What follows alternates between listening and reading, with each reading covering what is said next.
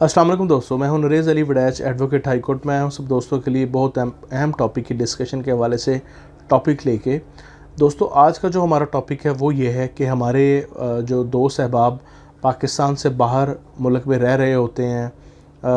कमाने के लिए, या जो रिज़ाइडेड है वहाँ पे परमानेंट रिज़ाइडेड हैं, और जिनके कोई पाकिस्तान में एसेट्स पड़े हुए हैं, तो वो किसी भी स्कैम से उसको सेल करते वक्त किस तरह बच सकते हैं, और सेल का प्रोसीजर क्या है, वो किस तरह बाहर रहते हुए यहाँ से वो प्रॉपर्टी को सेल कर सकते हैं, उसका क्या प्रोसेस है।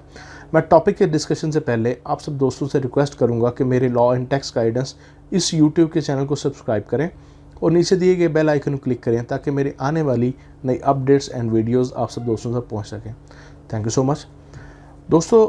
जो हमारा टॉपिक है उसका मैं थोड़ा सा ओवरव्यू दे देता हूँ। वो ये है कि हमारे जो ओवरसीज़ पाकिस्तानी हैं, फॉरेनर पाकिस्तानी हैं, उनकी प्रॉपर्टी को पाकिस्तान में है और वो सेल करना चाह रहे हैं, तो उसका क्या प्रोसेस होगा, किस तरह वो प्रॉपर्टी विदाउट एनी स्कैम, बगैर जो है ना वो पैसे बचाए बगैर किस तरह सेल कर सकते हैं। किसी भी सिटी में जहाँ पे प्रॉपर्टी है, प्रॉपर्टी जहाँ लोकेटेड है,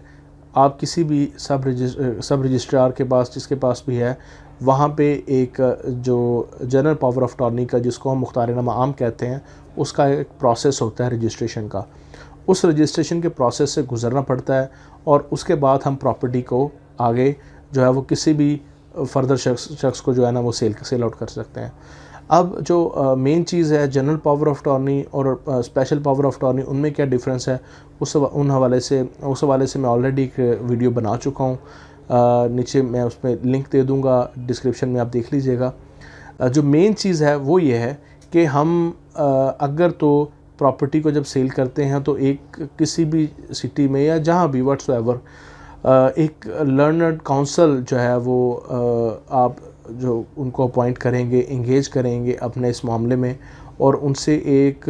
लॉफुली इंग्रेडिएंट्स के तौर पे उसमें प्रॉपरली टर्म्स एंड कंडीशंस के साथ एक आप स्पेशल पावर ऑफ अटॉर्नी, जिसको जनरल पावर ऑफ अटॉर्नी, जिसको एक मुख्तारनामा आम कहा जाता है, वो उनसे तैयार करवाएंगे, और तैयार करवाने के बाद आप उनको भिजवा देंगे जो शख्स भिजवाना चाह रहा है, और जिस शख्स के नाम की होगी वो उसमें मेंशन होगा। वो वहाँ से जिस मुल्क में भी रहते हैं वो वहाँ की एम्बेसी से उसको अटेस्ट करवाएंगे, और अटेस्ट करवाने के बाद ख़ुद ही कोरियर करवा देंगे उन साहब को जिनको वो भिजवाना चाह रहे हैं।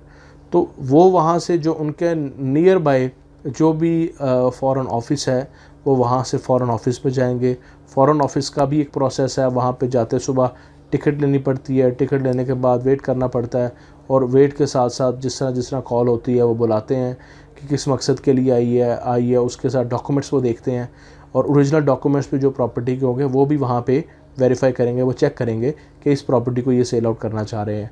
तो वहाँ से उसकी अटेस्टेशन होने के बाद वहाँ पे वो एक पीछे सील स्टैंप होती है वो लगा देते हैं, उसके पीछे एक मखसूस सा नंबर होता है, तो वो नंबर वहाँ पे अपने कंप्यूटर के अंदर वो ऐड कर देते हैं, और जिस जगह पे प्रॉपर्टी लोकेटेड है, जो भी सब रजिस्ट्रार या रजिस्ट्रार साहब जहाँ बैठते हैं, जो रजिस्ट्री वगैरह करवाते हैं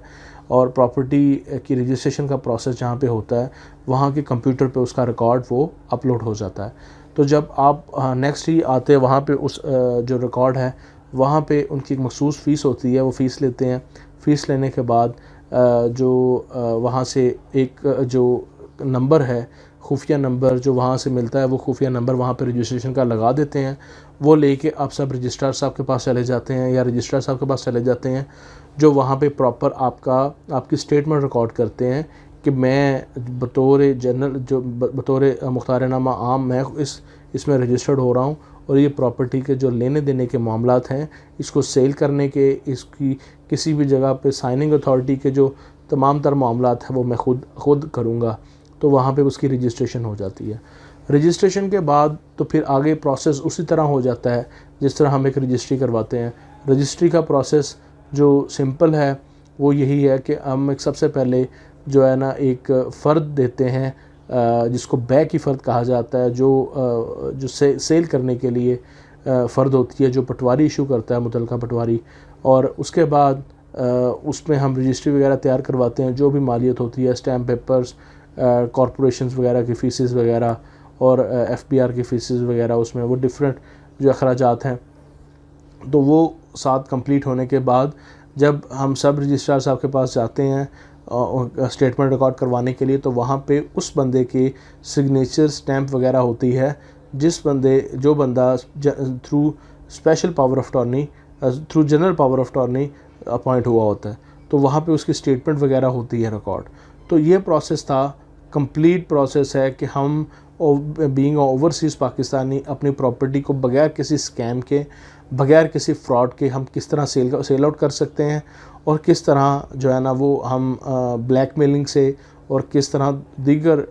अनलॉफुल मामला से बच सकते हैं। उम्मीद करता हूँ आपको आज का टॉपिक पसंद आया होगा। देखते रहें law and tax guidance. Thank you so much. अल्लाह हाफिज़।